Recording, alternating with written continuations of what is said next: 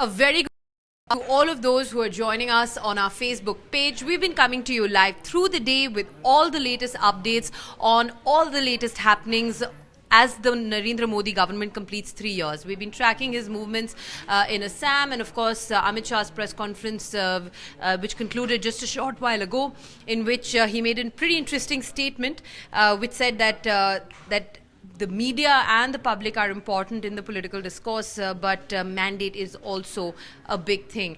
Of course, Narendra Modi keeping his speeches very northeast centric, and we're going to be waiting for his expected around, which was actually expected around right around now, around 4:35, but that hasn't happened yet. We can expect some delays on that big speech. But as Modi and the BJP hog the news reel right now, an important thing that is there to talk about is the state of the opposition. What is the Congress party doing? What are other parties doing today to really hold the government accountable? Have they been able to hold the government accountable? Have they been? There's a resounding no to that. So in that vein, the editorial director group spoke he spoke to P Chidambaram, senior Congress leader, in an exclusive play out for you now.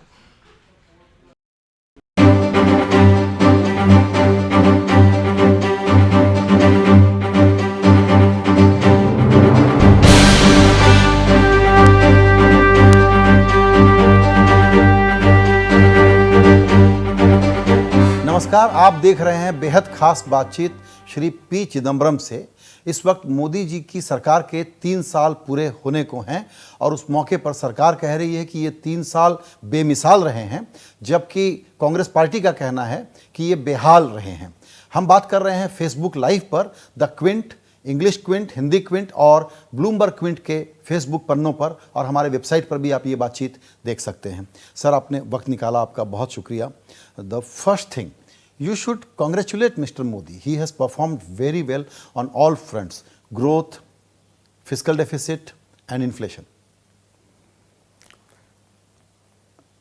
Yes, I congratulate him for maintaining the fiscal consolidation path that we had chalked out. They slipped in the first year, but then when the whole world pointed out that you're slipping, they've come back to the fiscal consolidation path. Inflation is under control because oil prices are exactly 1/2 the oil price when we were in office. In fact, it went below 1/2. It's come to 1/2. From $106 a barrel to yesterday's price was $53 a barrel. So on those things, we have no quarrel. But unfortunately, people can't eat fiscal deficit. People can't say, I have no job, but inflation is low. One measures a government on finally one test. Is life better today than what it was 3 years ago? You promised Achhe Din. You promised Sabka Saath, Sabka Vikas. I'm a Dalit. Do I feel better? Do I live better? I'm a Muslim. Do I live in fear, or can I go around with my head held high? I'm an NGO. Am I free to do my civil society work, or I'm under constant threat of FCRA cancellation or cancellation of income tax exemption? Those are the tests. Ultimately, a government will be tested on whether it has created jobs, whether incomes are higher, whether life is better. You spoke about Dalits or Muslims or FCRA cancellation. The government says that these NGOs are actually working against the interest of country, and all these incidents used to happen in any government. And why are you highlighting these incidents which are isolated? I can't think of the UPA's 10 years where such things happen. Priya Pillai was stopped at the airport from boarding a flight to go to London to address the British MPs. Now, how is that a subversive act? Why was she stopped? Sitaram Yechuri was disinvited from delivering a lecture in Nagpur. Is Sitaram Yechuri a terrorist? My lecture in IIT Delhi was cancelled the previous evening. Why? So I think somebody must explain this climate of fear and climate of threat that this government is spreading. Okay, sir. We will talk about the political side in more detail, but let's focus on economy. You spoke about because of oil, the inflation rate is low. Oil gave a good opportunity, a big bonanza, where they could have passed on the benefits to consumer. They could have created some consumer demand. Did they miss the opportunity, or in fact, good that they kept this money so that fiscal deficit is looking good? No, they did not pass the benefit entirely to the consumer, because without that oil bonanza, they could have never met the fiscal deficit target. So the fiscal deficit target has been met not because the government either controlled expenditure or increased its efficiency of collecting tax revenue. The fiscal deficit has been met thanks to the oil producing countries. If it's not the effort of the government, it's a bonanza. I've written about it. I said this bonanza is what has helped the government maintain the fiscal deficit. But I'm happy that they have adhered to the fiscal deficit. And the other big ticket reform, GST, is now kicking in. From 1st July, we will be in one market, one nation kind of regime. It's a great achievement. You tried, but you failed. I didn't fail. I was tripped. We could have introduced GST in 2012. We're introducing it in 2017. Has not the country paid a price for 5 years of delay? This GST idea was our idea. We developed it. We even drafted a bill. The BJP was totally opposed to GST. I'm glad the bill is passed today and the law is going to be implemented in a few weeks or months or whatever. But the fact is, it was delayed for 5 years because of the obstructionist policies of the BJP, and the country has paid a price for the 5-year delay. Let me flip the argument. I would criticize this GST because it is not one tax and one rate. There are several rates and several slabs and several exemptions. Why should we even believe that it is one GST?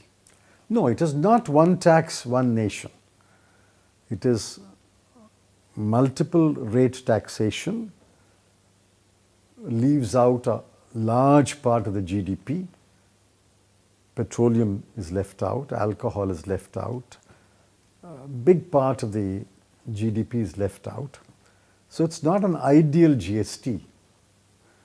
But I won't complain on that ground, because this is perhaps the best that the government could achieve given the present context. It is not an ideal GST. In fact, the chief economic advisor has criticized it. I think they could have tried harder. If they had tried harder, they could have reduced the number of rates to only 3. And if they had tried harder, they could have brought petroleum, at least petroleum, into the GST. And then bring the alcoholic beverages also into the GST. The other big issue was of the NPA problem. They spoke a lot about it. Finally, not much has happened. Now the ball is in RBI court. RBI can now tell banks, please structure or restructure this loan like this. You think this is a big move and it will now declog the credit? See, what does it mean? It means the government has thrown up its hands. The majority shareholder, the virtual owner of public sector banks, has thrown up its hands and passed the buck to the RBI. But I don't exonerate the RBI. Please understand, lending, credit, when it was given, could have been done only according to the guidelines of the RBI then in force. RBI audits the books of every bank. So RBI was fully aware when these loans were given. So nothing wrong with the loans that were given. Leave out the one or two cases of criminal misconduct. RBI had oversight over the loans. RBI's director sits on the board of every bank. Therefore, RBI cannot say these loans were given without my knowledge. The real issue is not today RBI has a responsibility to drive recovery. That's not the issue. The issue is why in the last 3 years have NPAs not come down? When do NPAs rise? NPAs rise when the economy is not doing well. NPAs come down when the economy picks up and people are able to pay back the loan or service the loan. If Achay then has already come, if there is such tremendous growth, if there is so much investment and so much production and so much growth, why are the NPAs getting worse? Why is 6% NPA now become a 10% NPA? Which only shows that these growth numbers are completely unreliable numbers. If the economy was indeed growing, if the manufacturing sector was indeed growing, if industry was indeed growing, many of them would have paid back part of the loans, isn't it? तो sir इसको थोड़ा और आप explain करिए, क्योंकि हमको जो सरकार से नंबर मिलते हैं उनका कहना है कि देखिए एफडीआई ऑल टाइम हाई पे है, इन्फ्लेशन, जीडीपी और फिस्कल डिसिप्लिन की हमने बातें कर ली, foreign trade given global condition ठीक ही चल रहा है, रुपया देखिए वापस अप्रिशिएट हो रहा है, चलिए एक्सपोर्ट से उसका दूसरा एक फॉल आउट है, तो हमारी इकोनॉमी परफॉर्म कैसा कर रही है? How are we doing today? See, ultimately you can't measure an economy in one parameter. If you measure it in one parameter, fiscal deficit, it's excellent. If you measure it in one parameter, inflation, it is very good. But if you measure it in one parameter, jobs, it is terrible, it's hopeless. According to data of the Labour Bureau, 1,35,000 jobs were created in a period of 9 months, whereas they promised 2 crore jobs in a year. And according to the Labour Bureau's other data, thanks to demonetization, some 4 lakh people lost their jobs. Therefore, I don't think you measure an economy in one parameter. I measure it on the following parameters. Number 1, have jobs been created? That's the first question I will ask. Second question is, has there been more investment as a proportion of GDP? The third question is, in order to support the case that there is investment, how much is bank credit growing? Now, bank credit is at an all-time low. I believe it's over a 20-year low. Investment to GDP ratio has fallen by almost 5 percentage points, and there are no jobs. So, how can you call this a humming, thriving economy? So going forward in 2 years, Mr. Modi has to show that he has delivered on his promises, and job being most critical thing. Where some jobs are being created which we are not able to capture in our formal economy because Ujjwala is taking off, Jan Dhan money is flowing in, or it will flow going forward, and then they have other rural development schemes. So some jobs are being created somewhere. There is a feeling that somebody is getting some money somewhere. No. We are missing don't get carried away. See, I have a son or a daughter or a nephew. You are my uncle. You are running a shop. You are already employing 5 people. My son or nephew has just passed class 12 or got a BA degree. Then I come to you and say, listen, I'm looking for a job, I can't get a job. I'll let him go and work in your shop. Now 5 people are already working there. If a 6th guy is accommodated there, that's not a job. If on a farm, with 2 acres of land or 3 acres of land, a farmer's family, man, wife, 2 children are already working. And then there's one more son who now becomes 18. He also goes to work there. That's not an additional job. There's no option. There's no other way. They have to accommodate them. Those are not jobs. We are talking about jobs that are created, genuine jobs that are created in manufacturing, in industry, in the service sector, in micro, medium, small enterprises, genuine jobs that are created. And in most of these jobs, there is a certain degree of certainty, certain degree of permanence, and monthly salaries paid. Those are the jobs we are talking about, and those jobs are not being created. Right. So, there is a general consensus that Mr. Modi will win 2019. Maybe, I don't know. If he has not delivered on the promise, if job becomes the main yardstick to judge his success or failure, why would he still be successful? Because everyone agrees that he will win 2019. Parties have won elections, parties have lost elections. The most performing government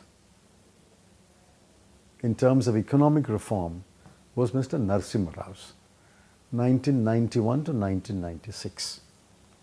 Yet Mr. Narasimha Rao lost the re-election. According to the BJP,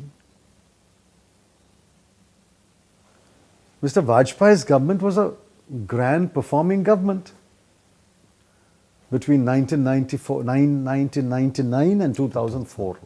Mr. Vajpayee lost an election. Are you saying that the performance of Mr. Vajpayee, BJP leader, and the performance of Mr. Narasimha Rao, Congress leader, were any less in terms of contribution to the country than the 3 years of Mr. Narendra Modi?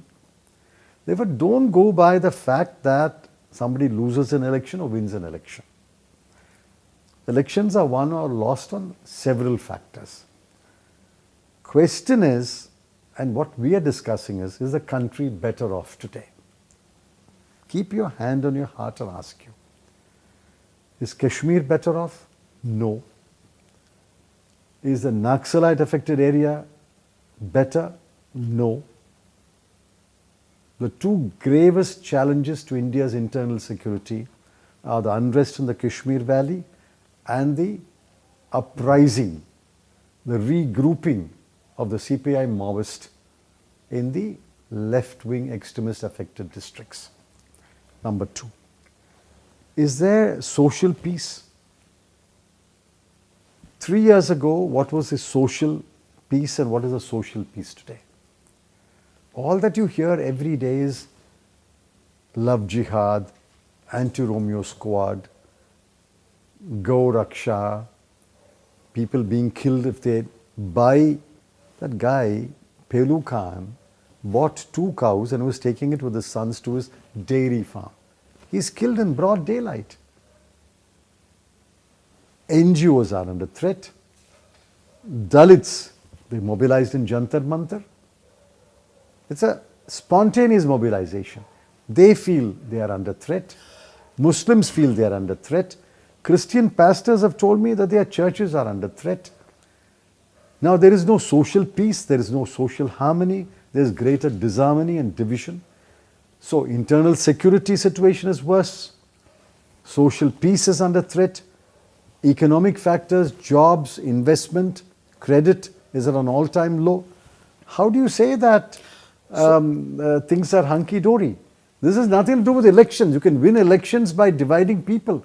You can win elections by polarizing voters. Then how do we say that we are an enlightened democracy going by your We are not. commentary? We are not an enlightened democracy. We mature for a few years and then we regress. Our institutions become stronger. Now we are blaming people.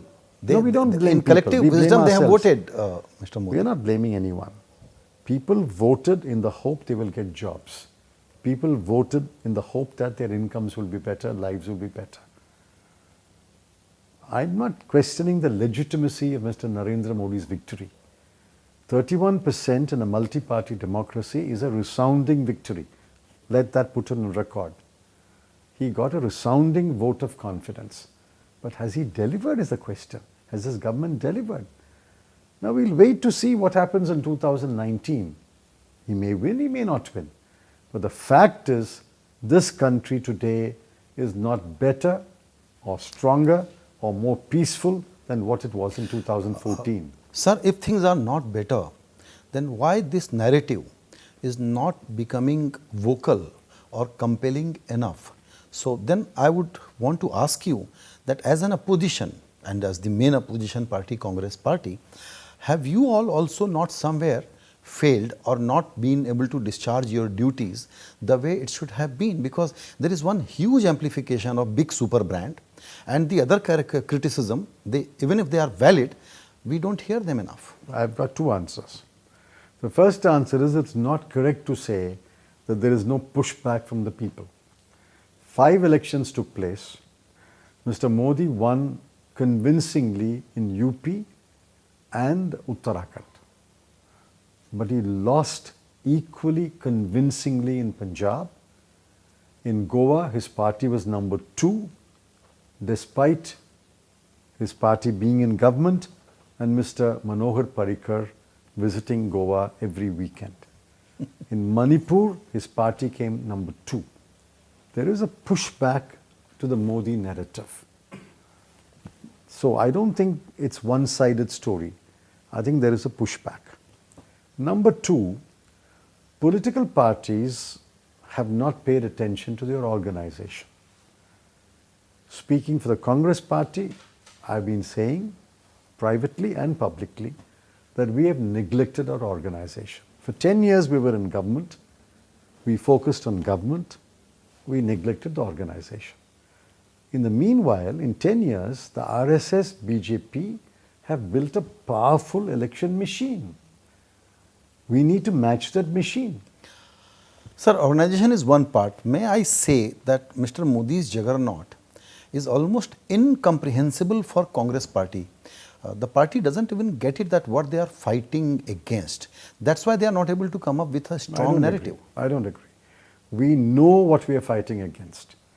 We are fighting against majoritarianism, an attempt to impose a monoculture, attempt to impose Hindi on the non-Hindi speaking people, an attempt to reduce the minorities to second-class citizens.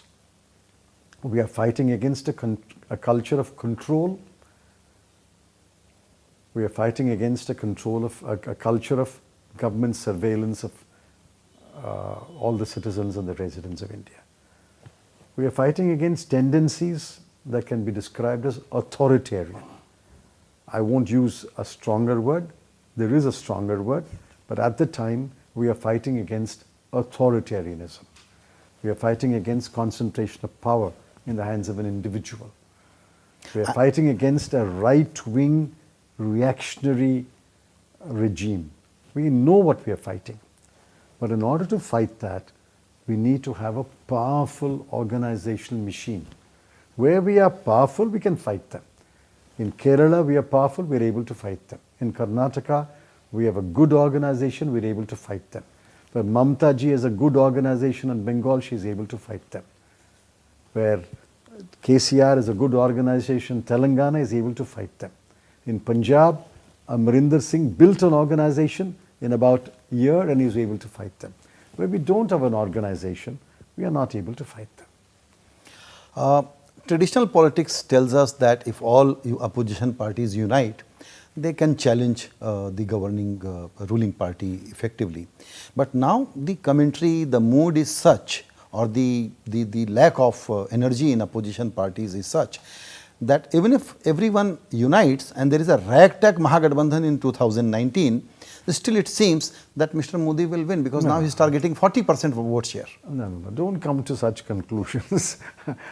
Remember what the campaign was in 2003-04, the last year of the Vajpayee government. India shining. Huge amount of money was spent. Massive campaign was launched, bringing all kinds of agencies into the picture. India shining did not win an election. But I don't think you should write off the opposition so quickly or so easily. Let us see. It's difficult to get together a grand coalition, but if a grand coalition is formed around a certain core principles, I think it's possible to challenge the RSS-BJP machine. But I concede the RSS-BJP machine has become much stronger today than what it was in 2004. We will come back to Mr. Modi's performance, but last question on opposition. Is there a clear realization that you will need to project one man against Mr. Modi? Otherwise, just saying that we will elect our Prime Minister candidate later will not work. I don't know. It can work both ways. See, if we are talking about one party able to challenge Mr. Modi, maybe you're right that the party must clearly identify a leader. But if you yourself say it's only a grand coalition, a Mahagathbandhan that can challenge Mr. Modi, then I don't think electing a leader at this stage is going to be a great help. We'll have to wait for the Mahagathbandhan to work together, to coalesce, and to throw up a leader. Sir, coming back to Mr. Modi's performance, one big discussion point became demonetization. And he proved everyone, almost everyone, commentator, expert, economists, wrong. Where? Because that demonetization has not hurt Indian economy. Where? How do you come to the conclusion? UP. UP is one big So endorsement. in UP, the people of UP endorsed demonetization.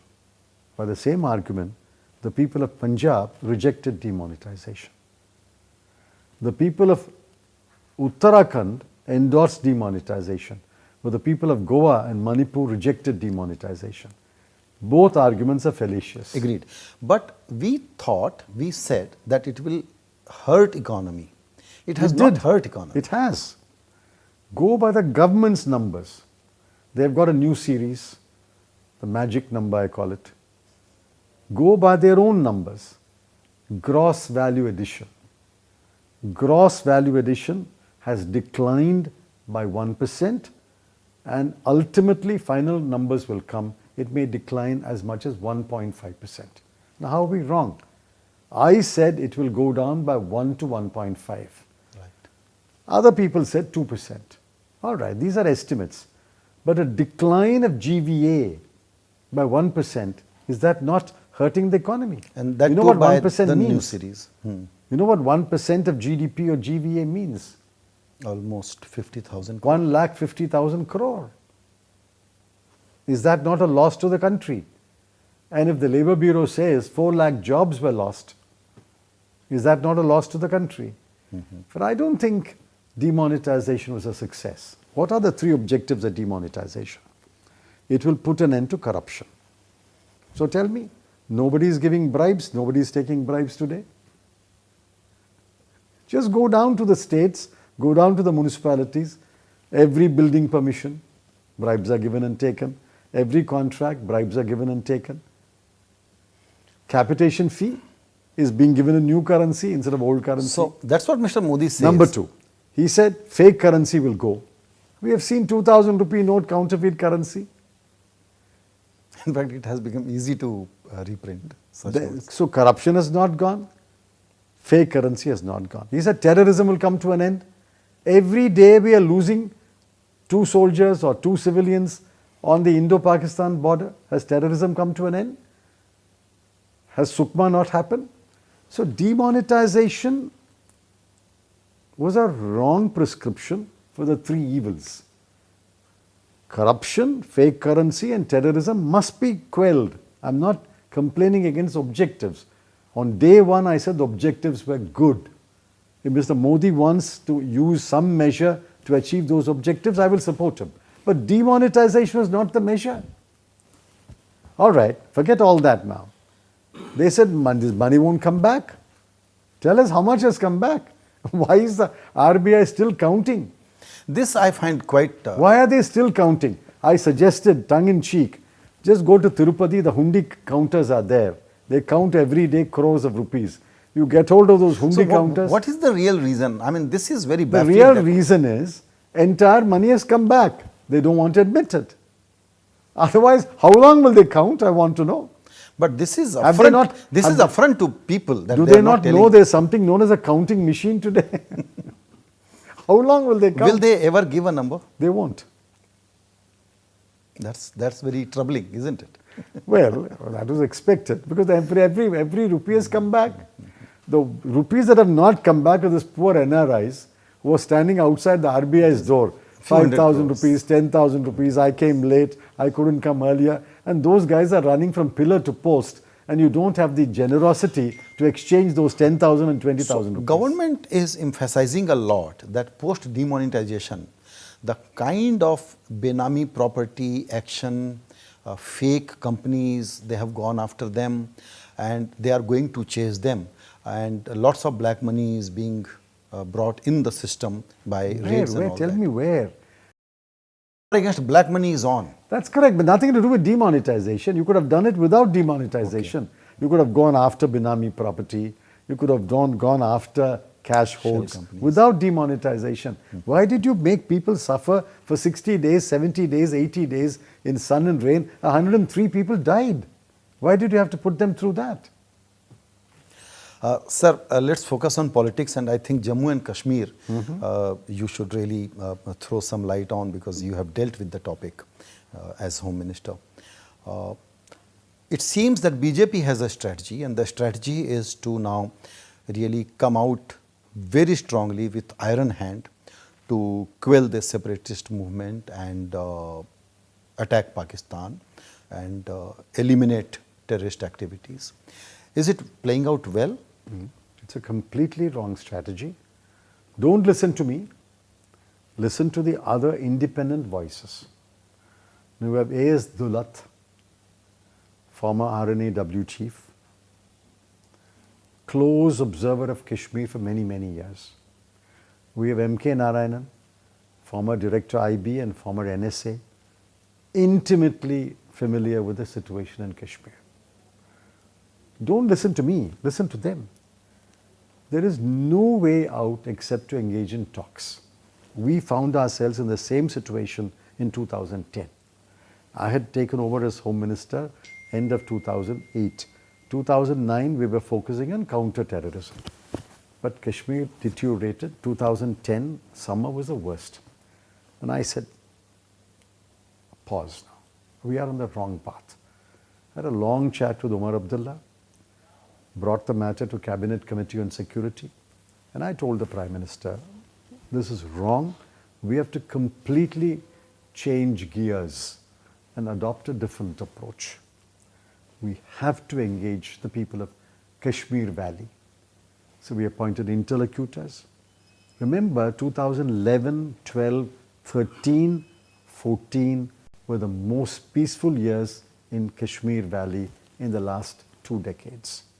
Dramatically, incidents came down, deaths came down, killings came down. Answer is to engage.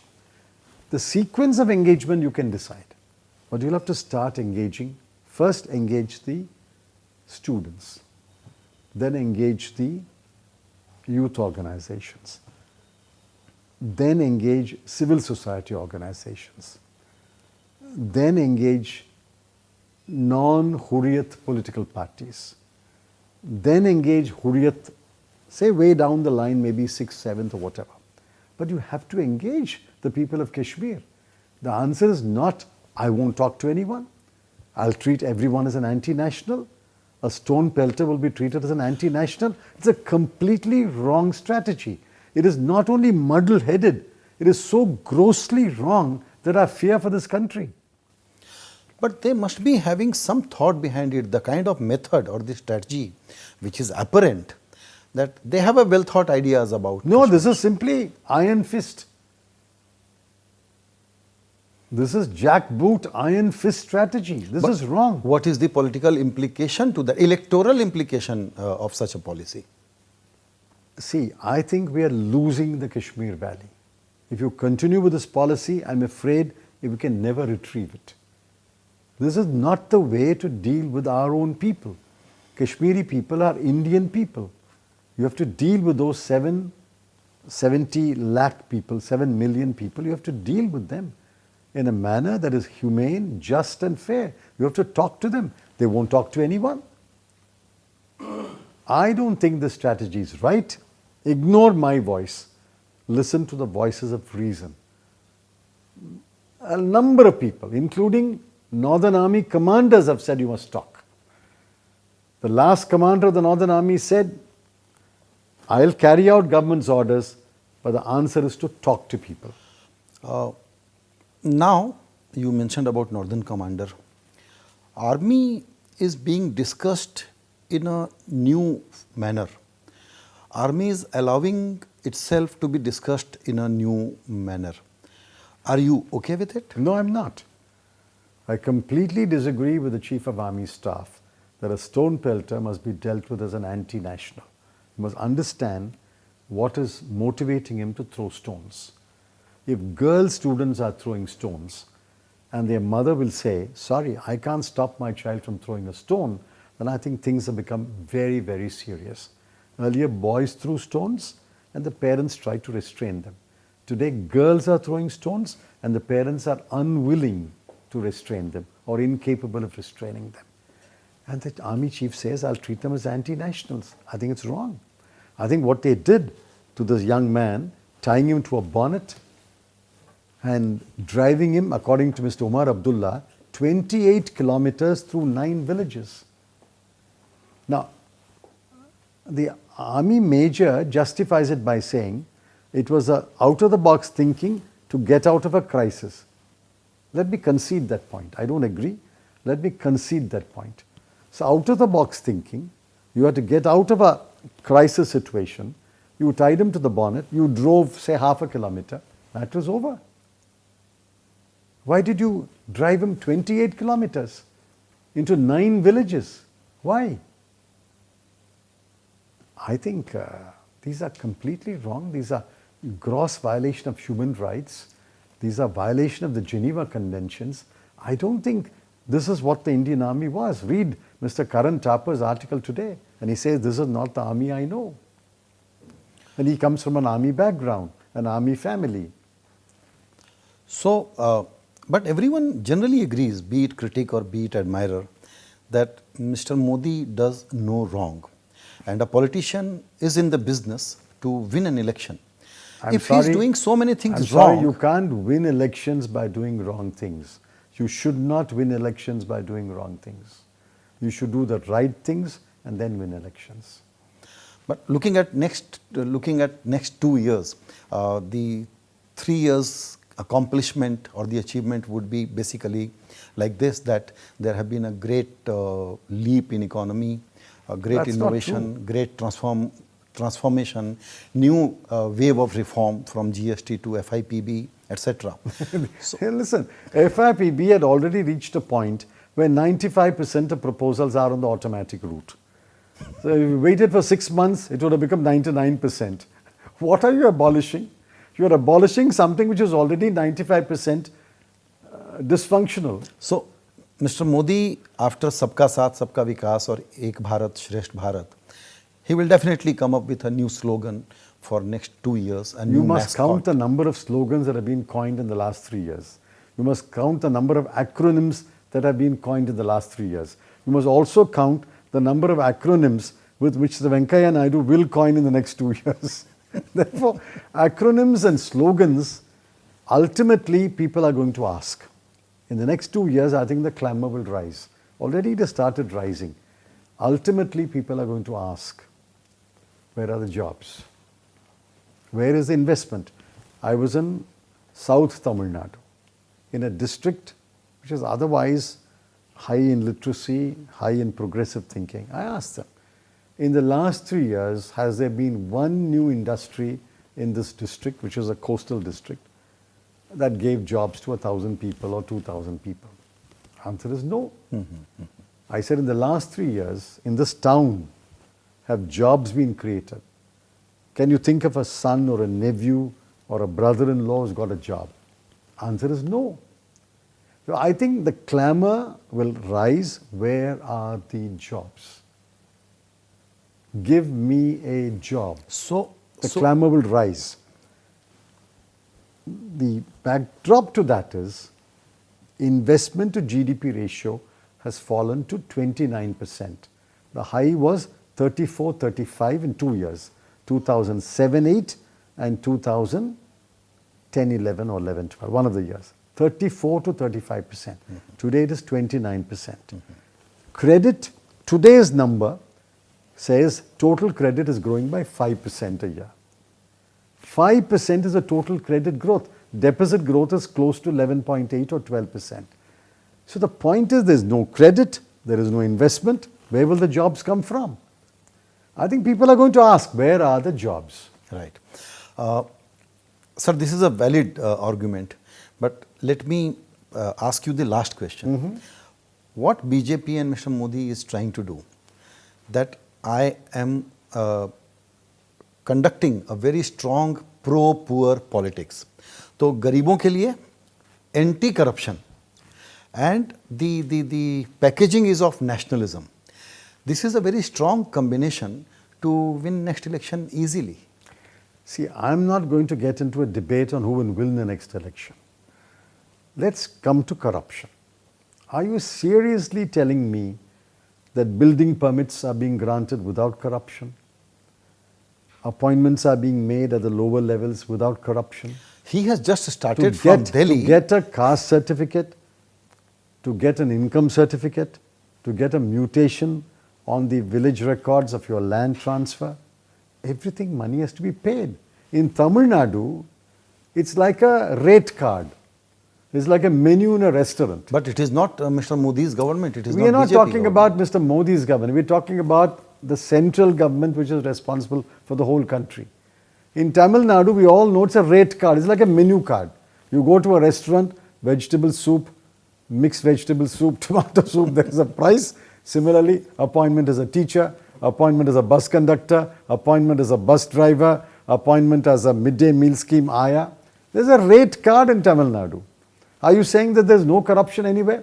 Listen, after demonetization, the first incident of new notes, 2000 rupee notes, being caught in a bribe giving, bribe taken. You know where it was? In Kandla Port Trust. Where is Kandla? In Gujarat. 124 2000 rupee notes were seized from 2 engineers. Is that corruption or not? So don't tell people are not fools. Don't tell people there's no corruption in this country. If you want to say there's corruption at the lower level, that's a different matter.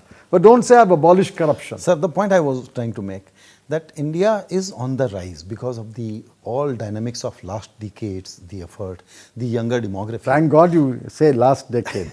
So Mr. Modi is at a good, advantageous position. Who says no? The country is growing. Country Who will says do no? well. His own and he will get the credit.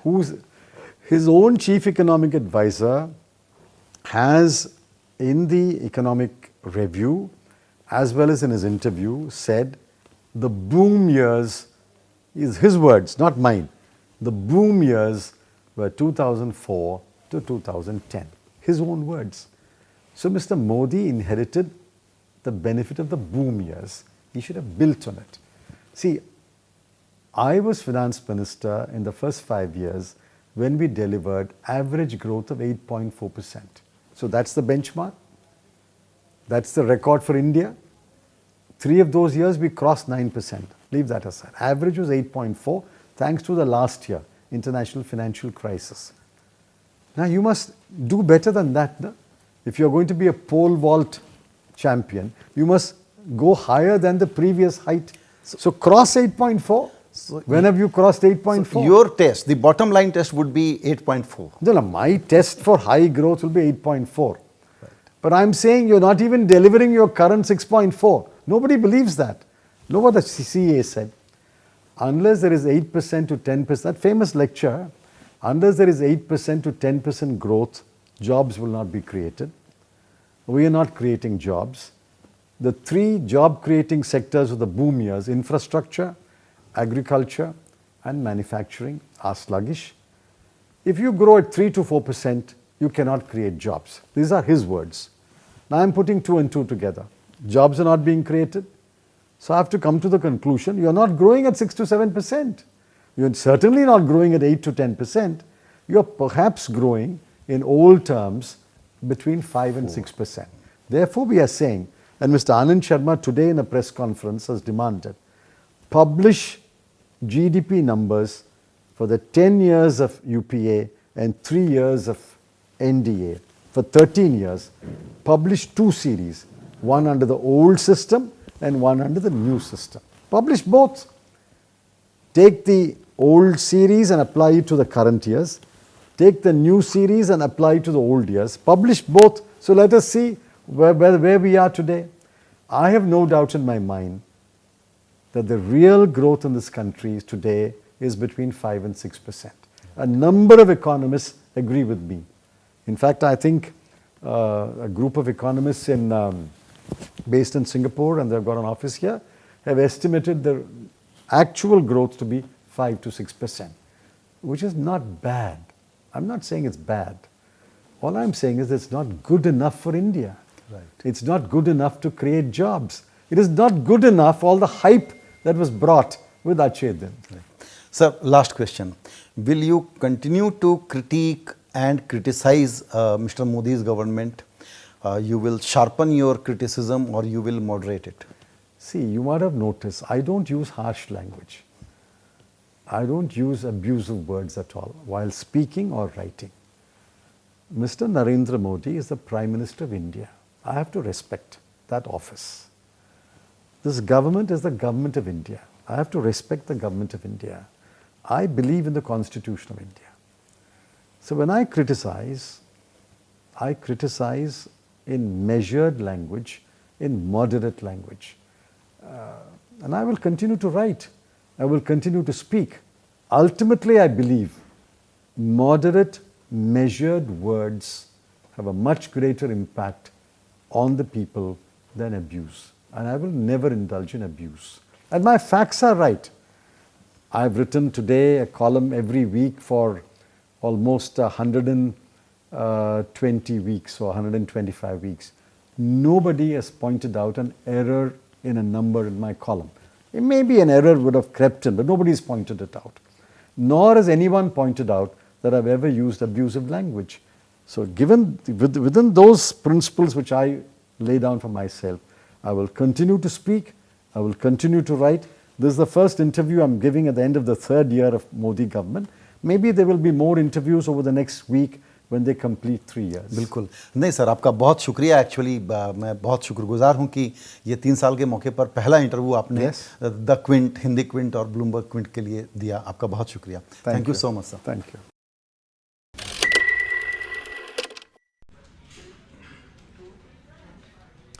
So that was Sanjay Pugalia in conversation with Congress leader P Chidambaram. And Neeraj sir, I believe you were also present during the interview. Sanjay sir, a whole range of subjects there, topics there. It was a completely no-holds-barred interview. And as you were also saying that usually P Chidambaram chooses to be very concise, but he took his time to answer all your questions this time. बिल्कुल. एक तो उन्होंने ये कहा कि ये पहला interview मैं ये जो मोदी जी के 3 साल पूरे हो रहे हैं इस मौके पर क्विंट को दे रहा हूँ. तो मैंने उसके लिए उनको बहुत शुक्रिया अदा किया. और मैंने पाया कि वो जनरली बहुत ब्रीफ और टू द पॉइंट बोलते हैं, लेकिन शायद ये 3 साल का मौका है और एक डिटेल क्रिटिक होना चाहिए. तो वो बहुत डिटेल में गए, फैक्ट्स के साथ गए, डेटा के साथ गए. तो ये इंटरव्यू ऐसे भी उनका जो प्रोज है या उनका जो लैंग्वेज है वो जो डेटा और फैक्ट के बेसिस पे बात करते हैं, it's always very enjoyable to listen to him. So I really enjoyed interviewing him this time. Sir मैं आपने बहुत ही वाकई बड़ी दिल से टाइप की बातचीत चिदम्बरम के साथ की. जो चिदम्बरम साहब जैसे शख्स के साथ मुश्किल होता है. मैं ये जानना चाहता हूँ कि उन्होंने हर विषय पे बात की. तो पहली बात ये कि चिदम्बरम साहब ने बड़े ही तार्किक तरीके से ये बात साबित करने की कोशिश की कि डीमोनेटाइजेशन एक गलत डिसीजन है. पिछले 3 साल में देश की सोशल हार्मोनी बिगड़ रही है. J&K पर सरकार की पॉलिसी गलत है. ग्रोथ के जो नंबर्स हैं वो रिलायबल नहीं है. जॉब्स घट रही हैं. जब ये सब हो रहा है तो इसके बावजूद भी बीजेपी यूपी कैसे जीत रही है, इसका कोई सॉलिड जवाब उनके पास शायद नहीं था. बिल्कुल. ये मैंने उनसे खास करके प्रोब किया क्योंकि ऐसा लग रहा था कि डीमोनेटाइजेशन पे हम तमाम लोग बिल्कुल गलत निकले, क्योंकि कन्वेंशनल इकोनॉमिक्स बताता था कि इससे दिक्कत होगी. और मैंने कहा देखिए कोई दिक्कत नहीं हुई और यूपी वो जीत गए. तो जो नीरज ने पॉइंट टच किया उसका जवाब उनका ये था कि अगर डीमोनेटाइजेशन की वजह से यूपी जीते तो फिर पंजाब क्यों नहीं जीते, गोवा नंबर 1 खुद क्यों नहीं बने, अरुणाचल फिर क्यों नहीं जीते. तो उनका कहना था कि ये डीमोनेटाइजेशन फैक्टर नहीं रहा होगा इलेक्शन में. दैट्स व्हाट ही मेंट. दूसरा उनका एम्फेसिस इस बात पे था कि डीमोनेटाइजेशन को इलेक्टोरली आप सक्सेसफुल मान भी लो तो मैं मानने को तैयार नहीं हूँ कि डीमोनेटाइजेशन अपने आप में तो फ्लॉप ही हुआ है. आज भी इस तारीख तक भी कोई भी इंसान बोले तिरुपति के जो लोग गिनते हैं ना पैसे, वहाँ जो चंदे आते हैं उनसे गिनवा लेंगे तो गिन लेंगे, आरबीआई वाले अभी तक पैसा गिन के बता भी नहीं रहे हैं। तो मैंने कहा आपको लगता है कि किसी दिन बताएंगे? तो चिदम्बरम साहब का कहना था कि ये कभी नहीं बताएंगे कि कितने पैसे वापस आए, क्योंकि सारे वापस आ गए। तो उनका जो प्रेमाइज था कि ब्लैक मनी को निकालने में डिमोनेटाइजेशन काम आएगा, तो ब्लैक मनी को निकालने में डिमोनेटाइजेशन काम नहीं आया, इस बात पर वो अड़े हुए हैं। जबकि हम लोगों को लगता था कि शायद जो बहुत सारे क्रिटिक्स थे वो भी अब इससे एग्री हो गए, कन्विंस हो गए कि शायद हमको नहीं समझ में आया और नोटबंदी चल गई।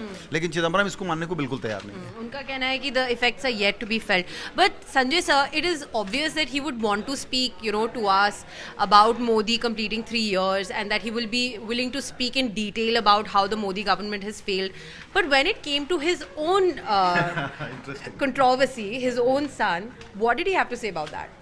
लुक, आई मस्ट क्लैरिफाई, मैंने उस विषय पर उनसे बात नहीं की, क्योंकि ये इंटरव्यू इस बात पर हुआ था कि मोदी जी के 3 साल पर फोकस होगा। तो मुझे उस पर बात करना ज़रूरी नहीं लगा, और ये एक जर्नलिस्टिक प्रेशर हम पर होता है कि ये सवाल नहीं पूछेंगे तो क्या आपने पूछा कैसे नहीं। मुझे लगता है कि उसका वो जवाब काफ़ी डिटेल में दे चुके हैं, इसलिए मुझे लगा नहीं कि उस सवाल को पूछ करके मैं इसको डबल फोकस वाला इंटरव्यू बनाऊँ। तो मेरा क्लियर व्यू था कि इस पर जाने की ज़रूरत नहीं है।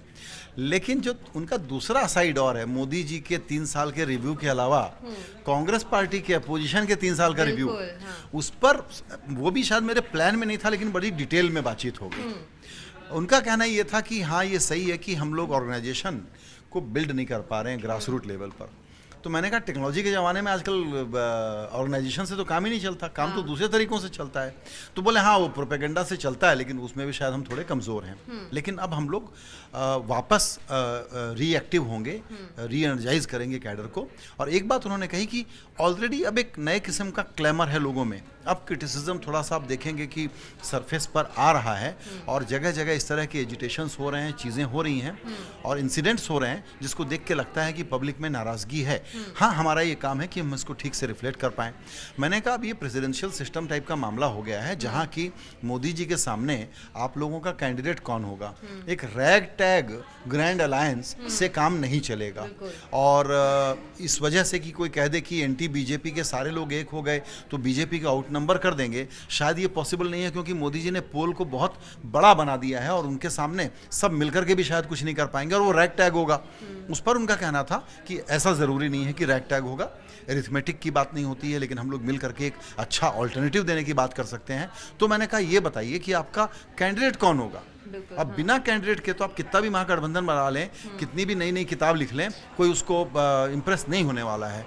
बोले देखिए, अगर आप पार्टी के लेवल पर कह रहे हैं तो maybe you are right कि कैंडिडेट को डिक्लेयर करना चाहिए, लेकिन अलायंस के लेवल पर इसका जवाब येस और नो दोनों है।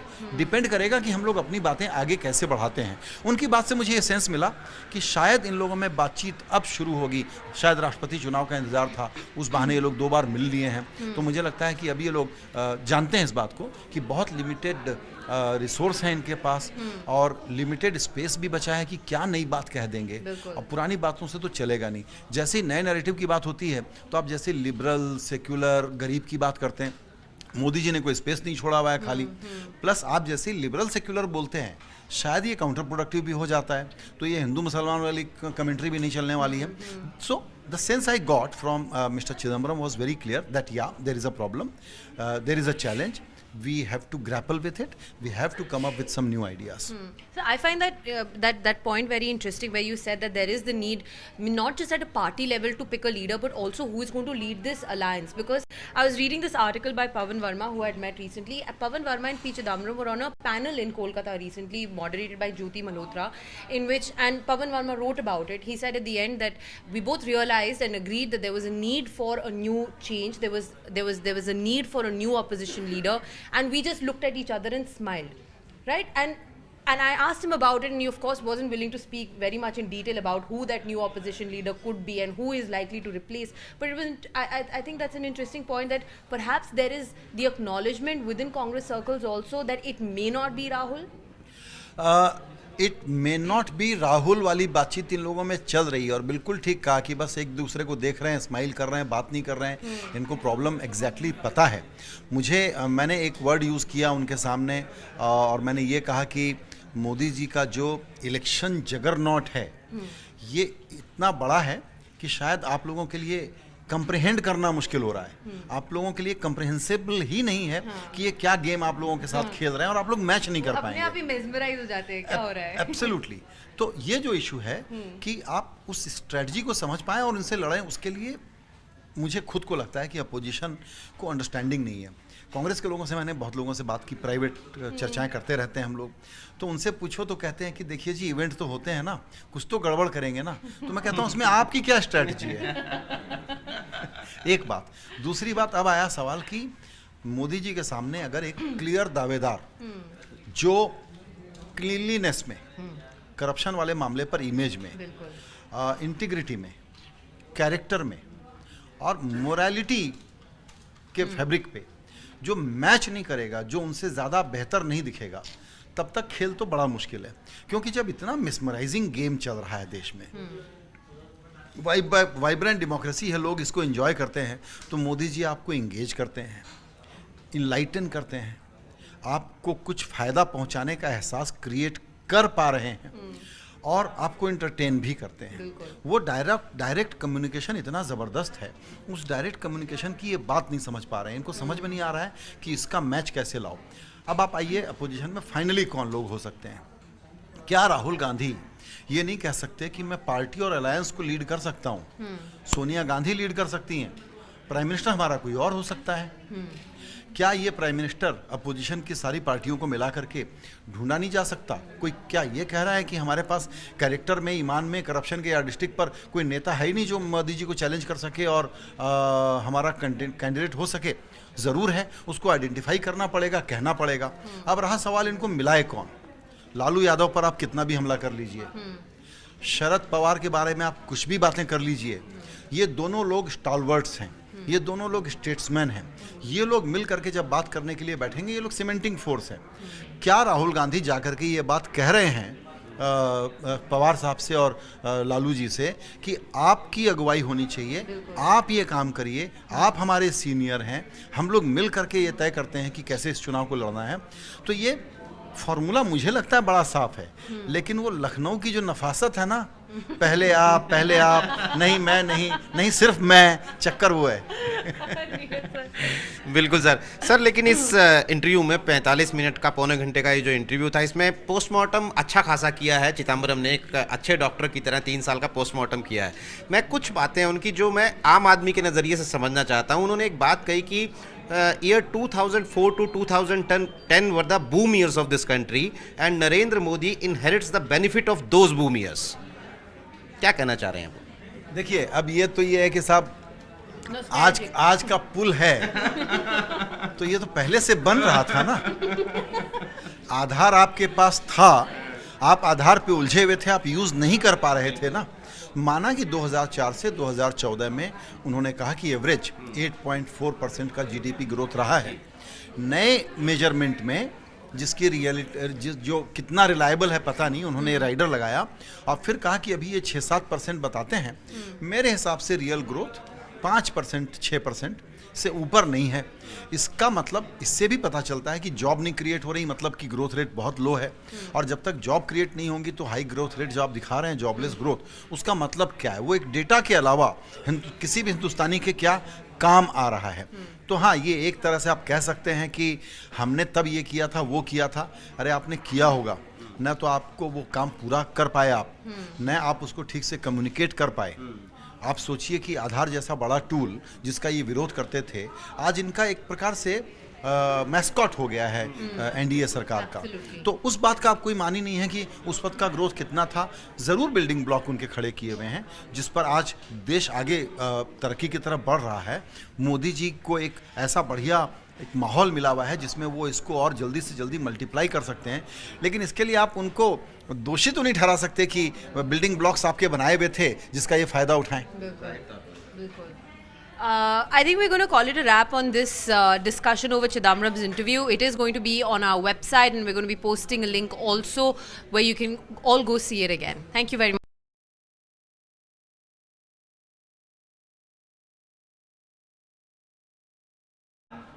And of course, among the other things that P Chidambaram also spoke about was that his attack on the Modi government would continue to remain measured and factual.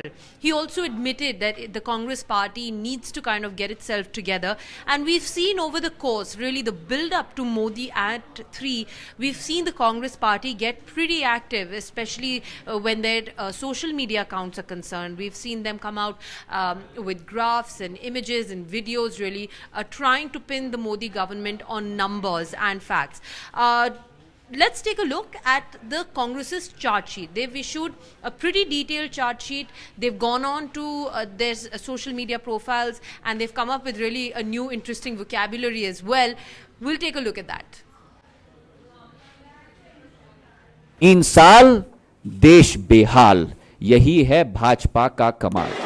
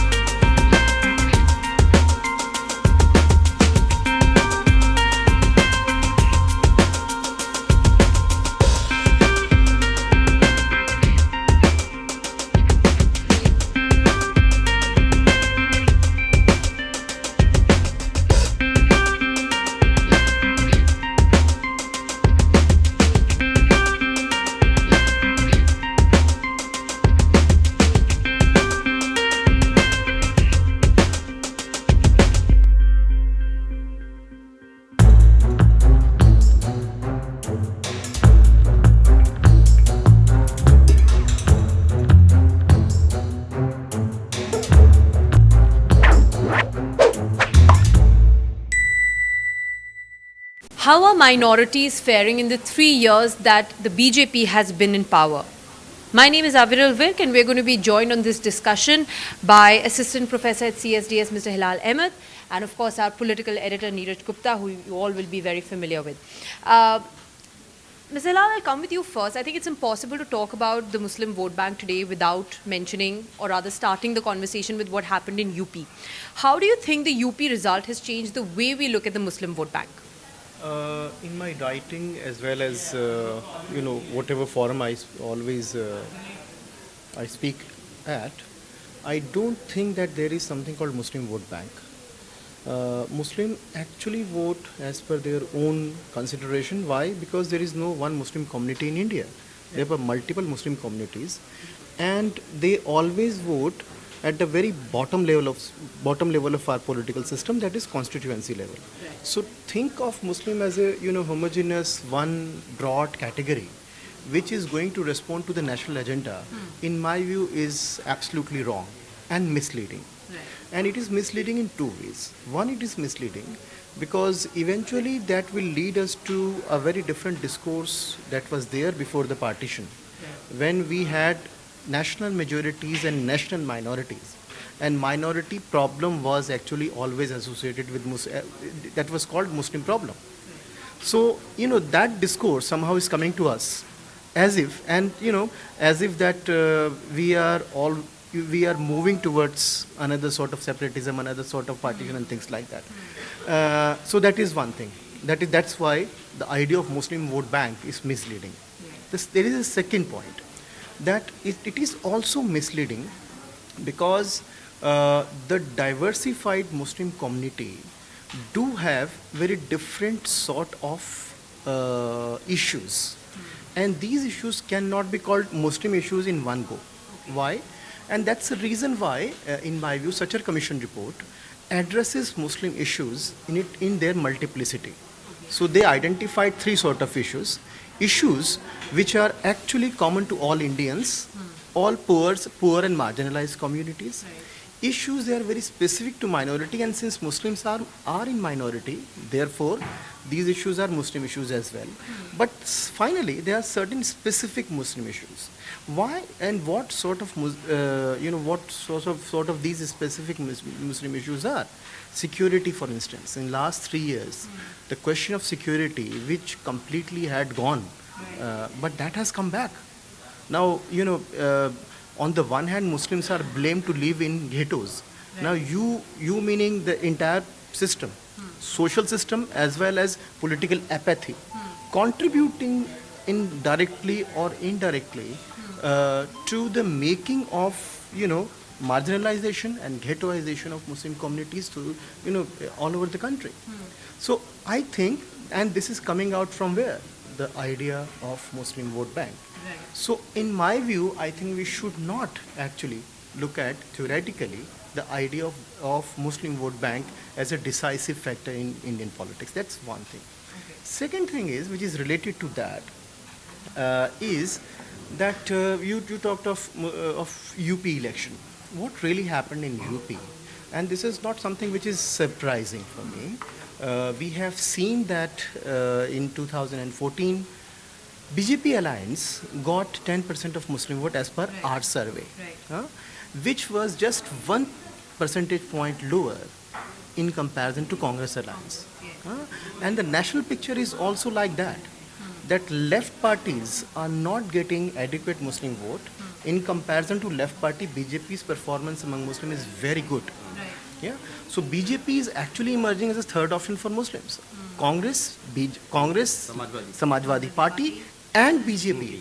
If that party is going to be the third option, the question, you cannot say that actually there was something called Muslim vote bank and that was anti-BJP and things like that. So we need to, in my view, unpack the question of Muslim BJP connection afresh. And considering we're talking about Modi's 3 years in power, do you think that the BJP has managed to crack that as opposed to the opposition, to realize that you cannot look at the Muslim vote bank, you have to unpack it, the so-called Muslim vote bank? See, what really interestingly happened, this is a different BJP. Contemporary BJP is different from the BJP of, say, Jan Sangh of 70s and BJP of 90s. It is different in 2-3 respects. One thing is that this BJP addresses Muslim in two distinct ways. One, Muslim of India are part of larger world Muslim community. For example, World Sufi Congress, and therefore the idea is that there are good Muslim, bad Muslim. Sufi Muslim good, Wahhabi Muslim bad. There are nationalist Muslim and not so nationalist Muslim, and things like that. So in order to justify these categories, you have to establish a wider link. And that link is that you are actually part of something called larger Islamic Ummah, and therefore actually Hindus are in minority. So this minority-majority game is played out differently by contemporary BJP. That is one. Second, and most importantly, we are not name them, Indian Muslims, we are not going to address them as a specific entity. Sabka Saath, Sabka Vikas. So we need not to, for example, this person called Sayyid Zafar something, I don't remember his full name, he's a banker. and now he is a known Muslim face of BJP. He wrote an article, which was rather misleading article, and his argument was that actually Gujarat model should be a kind of model which all Muslims of India should follow. And it was wrong completely, because BJP's performance in UP among Muslims is better than BJP's performance in Gujarat. Now, and whenever this question comes up, then how you are going to address Muslim marginalization and things like that, they would say that sabka saath sabka vikas. So, so on the one hand you have got those Muslims who are part of larger Islamic Ummah, and at the same time you are not addressing the specific Muslim community, saying that this will happen through a general development discourse. Now, if this is the case, then you are actually addressing, you are not addressing very specific questions, discourse of affirmative action, which has been established in this country at least in last 1.5 decade. Such Commission report pointed out that Muslim communities in India are very, they are below national average on all front. They are economically weak, they are politically marginalized, sociologically they are very backward and things like that. Their educational status is bad. What sort of package you are going to offer them? What is, you have created an impression that Muslims are actually enemy of the country, and we should not blame BJP entirely on this question. Why? Because other parties, what Congress did in UPA 1 and UPA 2, what they did some academic exercises, and they specifically contributed to, this question was formulated differently. Muslim issues became the concern only for Muslim. Dalit issues became only concerned with Dalit. Women's issues are actually concerned with gender. What about, are these issues not national issues? Muslim marginalization is a national issue. Dalit marginalization, women's empowerment, these are national issues. But look at the way in which we defined our national priorities. All political parties are, if you look at a very standard textbook answer to them, is this, that there is something called national interest. Security is national, economic development is national. But when it comes to, deviations, abbreviations of the national, you have got women, you have got Dalit, you have got minorities. I think that is important, that these categories, these so-called marginalized categories should be at the forefront of all development agendas. हिलाल भाई, अगर हम specifically Modi सरकार के 3 साल की बात करें और इस दौरान जो माहौल बना है, उसमें पूरे कंडक्ट को देखते हुए काफ़ी कंफ्यूजिंग एक पिक्चर बनती है आम आदमी के नज़रिए से। सबका साथ सबका विकास का नारा होता है, फिर उसके बाद अखलाक का मामला होता है, राजस्थान में पहलू खान हो जाता है, यूपी में आते ही बूचड़ खाने बंद हो जाते हैं। केंद्र सरकार के एक केंद्रीय मंत्री रविशंकर प्रसाद पब्लिकली ये कहते हैं कि मुसलमान तो हमारी पार्टी को वोट ही नहीं करता है, तो पॉलिसी हमारी वैसे ड्रिवन होगी। फिर उसके बाद भुवनेश्वर में कार्यकारिणी में प्रधानमंत्री ओबीसी आयोग का, जिसे संवैधानिक दर्जा दिया गया, उसका हवाला देते हुए ये कह देते हैं कि हमें तो पिछड़े मुसलमानों तक पहुंचना है। तो ये बड़ा ही कंफ्यूजिंग पूरा माहौल है कि क्या बीजेपी किस तरीके से मुस्लिम समुदाय में अपनी पैठ बनाने की क्या कोशिश कर रही है। ये एक तरफ भगवा पेंट होता है, दूसरी तरफ दीवार के एक तरफ भगवा पेंट होता है, उसी दीवार के दूसरी तरफ हरा पेंट करने की कोशिश कर दी जाती है, तो बड़ा कंफ्यूजिंग लगता है। नहीं, देखिए, इसमें 2-3 चीज़ें जो है वो कन्फ्यूजन क्रिएट किया गया है जी। और ये जो कन्फ्यूजन है उसको क्रिएट करने के पीछे जो हमारी जो राजनीति है, जिसे हमें कॉम्पिटिटिव पॉलिटिक्स समझना चाहिए, कॉम्पिटिटिव इलेक्टोरल पॉलिटिक्स जो है वो बहुत ज़्यादा जिम्मेदार है। और वो जिम्मेदार है 2-3 तरीके से। जैसे मैंने अभी कहा कि मुसलमान का जो मामला है वो राष्ट्रीय प्रश्न नहीं बनता, औरत का मामला राष्ट्रीय प्रश्न नहीं बनता, दलित का मामला राष्ट्रीय प्रश्न नहीं, ये इन स्पेसिफिक समूहों के सवाल हैं। राष्ट्रीय प्रश्न कुछ और होगा, तो इसका मतलब राष्ट्रीय प्रश्न जो है, क्या हम उसको हिंदू कह सकते हैं? बहुत आराम से कह सकते हैं। तो बीजेपी ने उसी को खेलना शुरू किया। और अब अगर आपको उस फोल्ड में आना होगा तो आपसे ये उम्मीद की जा रही है कि आप अपना सब कुछ छोड़कर उस फोल्ड में आ जाइए। और उस लार्जर फोल्ड में हम कितने बड़े भाई बनेंगे ये हम बाद में बताएंगे। क्यों हम ऐसे बाद में बताएंगे? क्योंकि आपके पास में स्पष्ट नीति नहीं है। याद रखिए, वर्तमान बीजेपी इंटेलेक्चुअली वीक है। ये वो बीजेपी नहीं है जो कि संघ ड्रिवन है। मैं बहुत सारे लोगों से मेरा इख्तलाफात है इस विषय पर। मुझे नहीं लगता कि बीजेपी को संघ के इस वर्तमान बीजेपी को राष्ट्रीय स्वयंसेवक संघ के नज़रिए से हम रिड्यूस कर दें उसको, पहली बात। दूसरी बात, आपने योगी जी का भी जिक्र किया। योगी जो हैं वो ना तो बीजेपी के हैं, ना ही राष्ट्रीय स्वयंसेवक संघ के हैं। उनका संबंध हिंदू महासभा से रहा है जी। और वो सावरकर के मानने वालों में से हैं। और हमें ये पता होना चाहिए कि सावरकर और गोलवलकर की पोजीशंस में बहुत ज़्यादा अंतर है। तो लेकिन अगर उन्हें बिठाया उनको, तो वो हाँ, वहाँ बैठे तो किसी हाँ, की मर्जी से ही है ना, हाँ, या नहीं, मोदी की मर्जी से, आरएसएस की मर्जी से। लेकिन ये नहीं, ये परिवार की यूनिटी को क्रिएट करने की बात है। मेरा नजरिया ये है कि आप परिवार में एक एकता लाएंगे तो उसके लिए ज़रूरी है कि जो ऐसा एलिमेंट है जो कि आपके खिलाफ 70 लोगों को खड़ा करता है। जिस समय यूपी का चुनाव हो रहा था, 70 लोगों को खड़ा किया है हिंदू युवा वाहिनी ने, एक बात। और दूसरी अहम बात ये कि उस, अगर आप सभी का वोटिंग पैटर्न देखें, पहले 3 चरणों का और अंतिम 4 या 5 चरणों का, तो उन क्षेत्रों में भाजपा को कम मत मिले हैं। तो ऐसे में आपको कहीं ना कहीं पे बैलेंस क्रिएट करना पड़ता है। तो ये तो एक जो कन्फ्यूजन वाली बात है। दूसरी बात ये कि जैसे मैंने अभी भी कहा कि आप मुसलमान को 2 तरह से दिखाते हैं। एक तो वो किसी एक बड़ी उम्मत का हिस्सा है, और हम जैसे हमारे प्रधानमंत्री सऊदी अरेबिया से बात कर रहे हैं, तो इससे हिंदुस्तान के अंदर रहने वाले तमिल मुसलमान को क्या फ़ायदा होगा? हाँ? हमारे प्रधानमंत्री उज्ज्वला के ज़रिए सबको गैस बांट रहे हैं। तो सवाल ये है कि जो मुस्लिम कंसंट्रेटेड एरियाज़ हैं, उसमें जहाँ पर कि वो एक्सक्लूजन झेल रहा है मुसलमान होने के नाते, उसको क्या फ़ायदा होगा? तो ना तो सबका साथ सबका विकास इसका हल होगा, और ना ही सऊदी अरबिया जाकर और उनसे गले मिलकर डांस करके कोई सवाल का जवाब मिल पाएगा। इसके लिए आपको स्पेसिफिक पॉलिसी पैकेज लाना पड़ेगा। और क्योंकि हमारी सरकार पिछले 3 वर्षों में गवर्नेंस नहीं कर पाई है, सरकार का सबसे बड़ा फेलियर ये रहा कि वो गवर्नेंस नहीं कर पाई। और गवर्नेंस का मतलब होता है कि अगर मान लीजिए राज्य का काम है, 2 समुदायों में अगर आपस में झगड़े की नौबत भी आती है या ख़राब माहौल बनता है, तो गवर्नेंस का मतलब होता है कि मैं राज्य अगर हूँ तो मैं बैलेंस करूँ और उन जो भावनाएं उबल रही हैं उनको मैं निकालने की कोशिश करूँ। यहाँ तो राज्य के साथ, राज्य एक ग्रुप के साथ खड़ा है।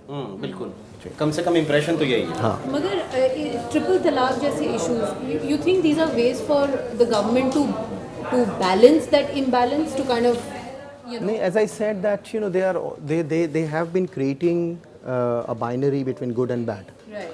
So Shias are good, Sunnis are bad, Wahhabis are bad, Sufis are good, and things like that. Now when it comes to triple talaq, as I said that there is no one Muslim community in India, and we also have to realize that All India Muslim Personal Law Board has its own politics. They have to survive in this environment. So they would contribute to the survival of BJP, and BJP will contribute to their own survival. So it is actually give and take. It is not going to affect because no rational mind can support this. And if we go by statistics, it is something which is around 1%.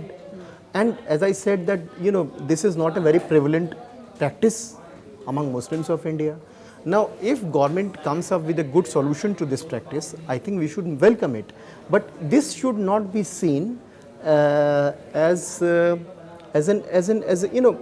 again, this is an identity question, identity related social reform question. What about affirmative action? That is more important than triple talaq. Reservation for backward Muslims only on the basis of their backwardness is more important in my view in comparison to triple talaq issue, because women's empowerment you cannot create, that is equally important. Means we cannot say that you have to create a hierarchy of issues and then first you respond to this and then further you respond to this and that. But I think what is expected from the government. I think we'll call it a wrap on that note. Thank you so much, Lal sir, for joining us, and thank you, Neeraj sir, for speaking with us. Stay with the Quint.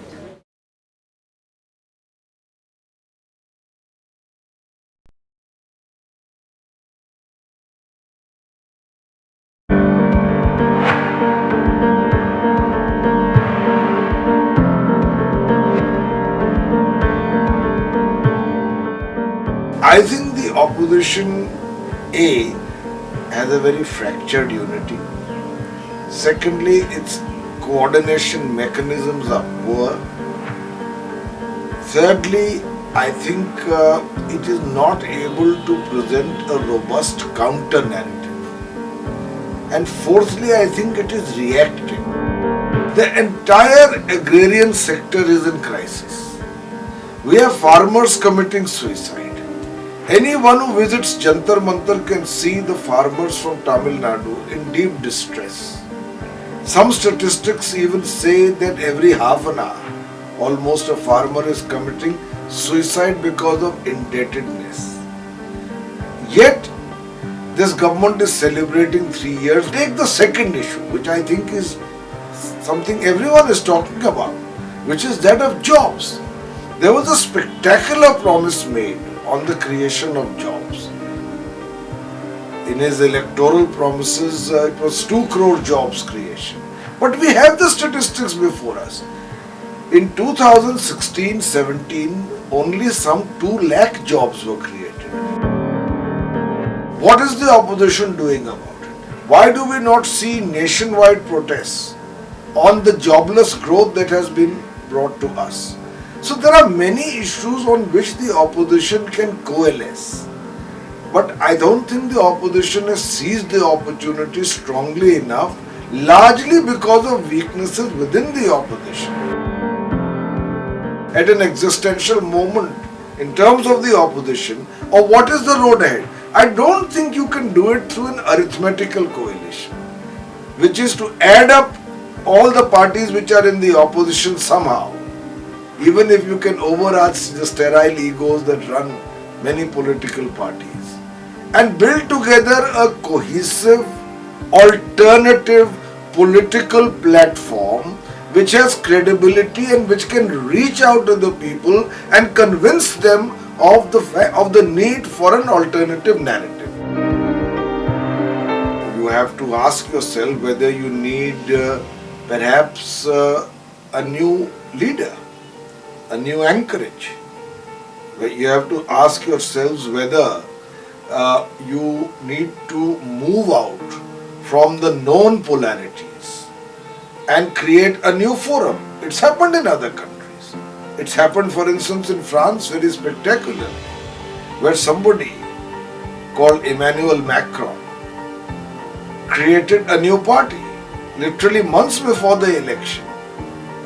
But people from both the left and the right of the political spectrum joined it, and he won by a landslide victory.